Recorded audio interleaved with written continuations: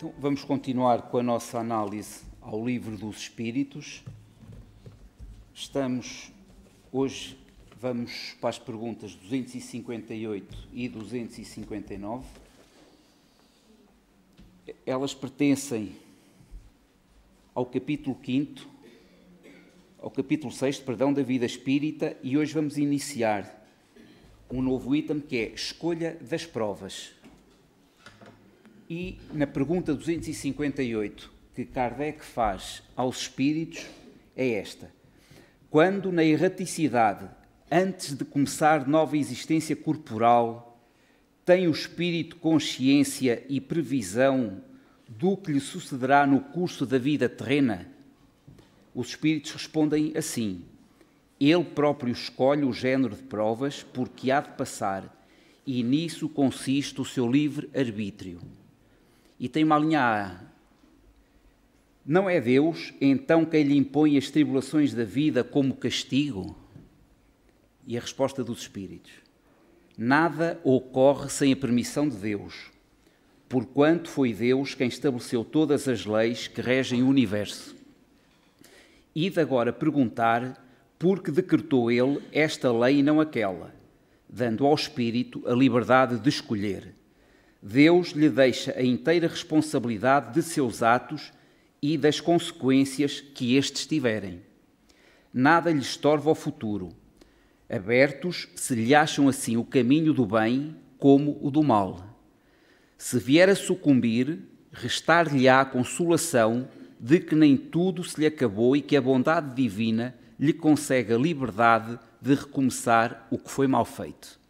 Demais, cumpre se distinga o que é obra da vontade de Deus do que é o da do homem.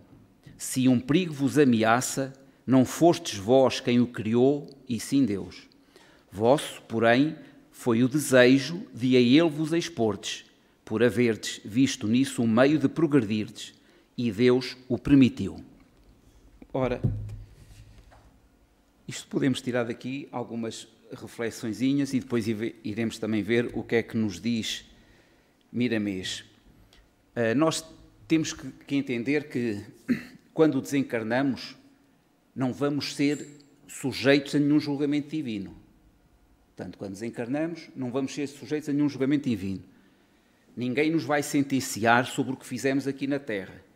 Agora, quem nos vai sentenciar é o quê? É a nossa consciência.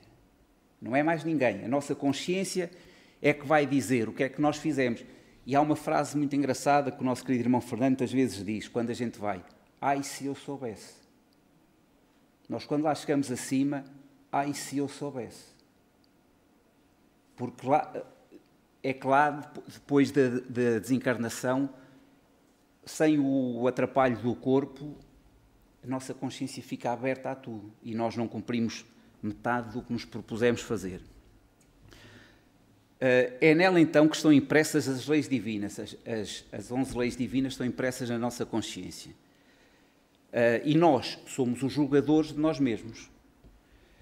A lei de causa e efeito é um meio de aprendizagem e não de castigo. No nosso processo evolutivo, são duas as leis principais que nos vão traçando o caminho, a do livre-arbítrio, e André Luís diz-nos que antes da reencarnação, antes de reencarnarmos para uma próxima existência, nós somos recebidos no ministério da reencarnação para prepararmos a nossa próxima existência, para vermos de que já temos consciência, para resgatarmos o que falhámos em existências anteriores. Resgatar é aprender. Por outras palavras, fazemos o projeto da próxima reencarnação. No ministério. E os espíritos são tão nossos amigos que eles próprios nos alertam: estás a pedir demais, não vais conseguir. Eles próprios nos alertam. Nós queremos, como estamos a pensar, não, eu falhei da outra existência, falhei isto e isto, não vamos conseguir pagar tudo o que falhámos. É melhor devagarinho para então não deixarmos nada por cumprir. Ainda na erraticidade, fazemos a nossa preparação para, quando reencarnarmos, estamos preparados para vivenciarmos e resgatarmos o que nos propusermos e aprender mais um pouco.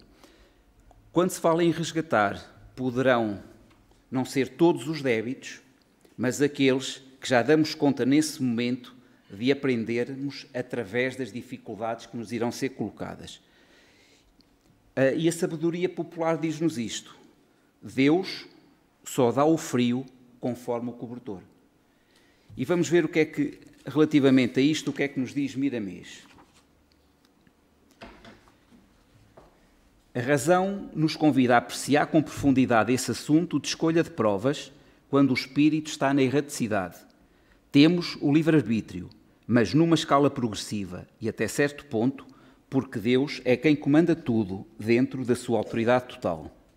O espírito pode escolher as provas que haverá de enfrentar na terra, mas, quando passa dos limites, quando a sua usura, o seu orgulho, falam mais alto que as suas necessidades de se educar, a mão de Deus intervém, dando-lhe o que pode suportar e que lhe serve de aprendizado.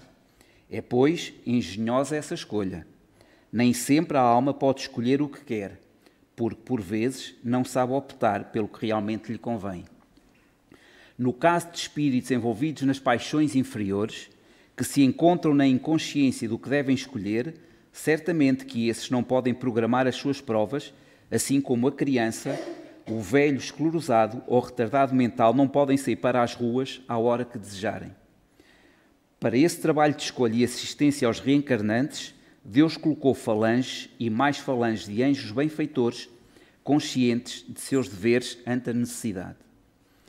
Nunca se pode generalizar esses casos de escolhas. Elas são variadas de acordo com o reencontro e muitos espíritos, já com categoria espiritual elevada, pedem conselhos aos espíritos que os guiam nas escolhas das suas provas sobre a família e o meio social em que deverão reencarnar. São almas que desejam acertar e não querem negligenciar nas diretrizes do bem e da verdade. E ainda pedem aos seus mentores espirituais para avisar-lhes sobre os perigos, no momento em que estiverem à beira do abismo. São espíritos com a maturidade que os assemelha à lavoura, cuja colheita se aproxima, e que Deus nos abençoe e que existam muitos deles na terra. Mas quando o espírito tem a liberdade de escolher suas provas e avança para certas dificuldades que pesam nos seus ombros, e Deus o permite, Ele, o Senhor, é misericordioso e oferta muitos recursos para que a alma aproveite as lições. Nada é perdido em lugar algum do universo, porque a sabedoria divina tudo vê. E suas mãos sempre abençoam, convertendo o mal em bem, o ódio em amor, a violência em paz, a inimizade em perdão. Mesmo que o espírito se desvie da estrada nobre que desejou seguir, ele acumula experiências e torna a voltar, revestindo-se de novo corpo, com mais facilidade de acertar. Podemos ponderar sobre os nossos feitos na terra e as decisões que tomamos no decorrer da nossa existência. Temos o livre-arbítrio de escolher. No entanto, muitas escolhas não acontecem porque o Senhor não achou conveniente ao nosso tamanho evolutivo. Isso sucede todos os dias. Basta observarmos os acontecimentos na subtileza da vida. Situações há em que determinada pessoa escolhe, por exemplo, dirigir um país e quase toda a nação assim o deseja. Entretanto, Deus não permite que assim aconteça. Assim também se passa no mundo dos espíritos. Quem pode escolher, escolhe as provas. A quem não pode, elas são impostas, e outros pedem conselhos aos benfeitores maiores sobre o que é melhor para eles. Enfim, tudo é uma escola, tudo são lições, porque nada se perde na casa de Deus. A sua vontade é sempre soberana. E vamos agora à questão 259, e que Kardec colocou aos espíritos. Do facto de pertencer ao espírito a escolha do género de provas que deva sofrer, seguir-se-á que todas as tribulações que experimentamos na vida nós as prevíamos e buscamos? A resposta dos espíritos: todas? Não. Porque não escolhestes e previste tudo o que vos sucede no mundo, até às mínimas coisas. Escolhestes apenas o género das provações. As particularidades correm por conta da posição em que vos achais. São muitas vezes consequências das vossas próprias ações. Escolhendo, por exemplo, nascer entre malfeitores, sabia o espírito a que arrastamentos se expunha, Ignorava, porém, quais os atos que viria a praticar. Esses atos resultam do exercício da sua vontade ou do seu livre-arbítrio. Sabe o espírito que, escolhendo tal caminho, terá que sustentar lutas de determinada espécie. Sabe, portanto, de que natureza são as vicissitudes que se lhe deparam, mas ignora se verificará este ou aquele êxito. Os acontecimentos secundários originam-se das circunstâncias e da força das mesmas coisas. Previstos só são os factos principais, os que influem no destino. Se tomares uma estrada cheia de sulcos profundos, sabes que terás de andar cautelosamente, porque há muitas probabilidades de caíres. Ignoras, contudo, em que ponto cairás, e bem pode suceder que não caias se fores bastante prudente. Se, ao percorreres uma rua, uma telha te cair na cabeça, não creias que estava escrito segundo vulgarmente se diz.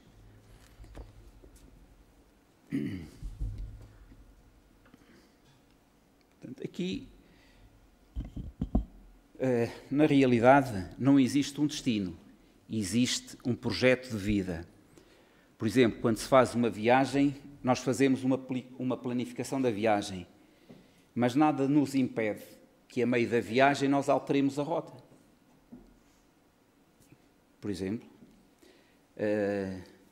a nova existência em que escolhemos situações gerais, aquilo que a vida nos vai trazer de acordo com as circunstâncias do que precisamos para a nossa aprendizagem, atendendo às falhas do passado e até mesmo às aprendizagens que já tivemos.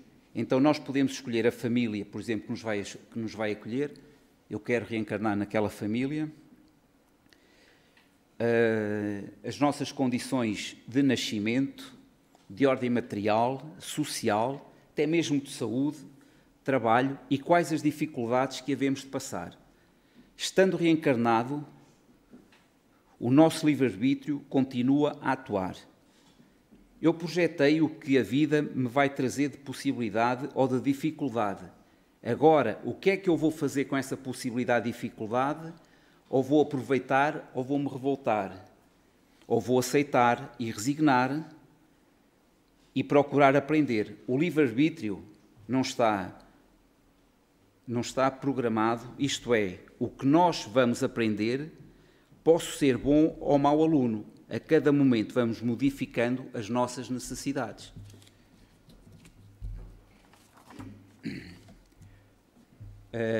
No Evangelho segundo o Espiritismo, diz que todas as circunstâncias que a vida nos traz pode ter duas causas, atuais ou anteriores. E até há um exemplo, imaginemos uma situação de acidente. Uma situação atual, eu se for a conduzir e entrar em contramão, a culpa é minha. Agora, uma situação anterior é irmos de autocarro e o autocarro sofrer um acidente.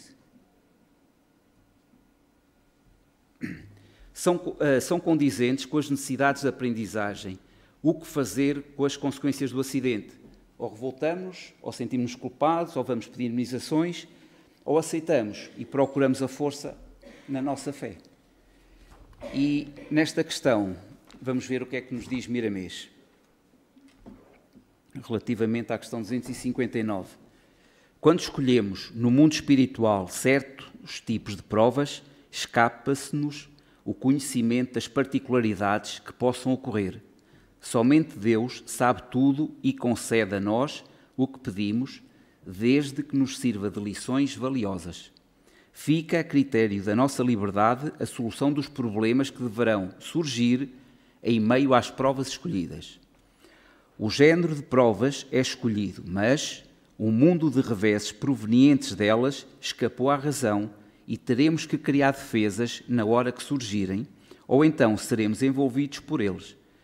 Em tudo sobressai a nossa parte, para aprendermos a cuidar de nós mesmos. Quando traçamos as diretrizes para uma nova vida no mundo, nós não podemos prever todos os pormenores que surgirão no decurso dessa vida. Para todas as escolhas e em meio a todos os entraves da vida, a inteligência humana e espiritual deve apelar para Jesus. Ele é o único que tem solução para todos os impasses e quem estiver ligado ao Evangelho do Mestre não erra o caminho para a sua libertação espiritual. Quem fizer uso da prece diária com humildade receberá sempre a inspiração para o que deve fazer em obediência às leis que nos governam. As particularidades voltadas para o mal que possam acontecer na nossa existência, cabe-nos transformá-las em ondas do bem. Eis a nossa parte. Mostramos àqueles que nos abandonaram na descida para a terra que estamos compreendendo a misericórdia divina. Em muitos casos somos inconscientes.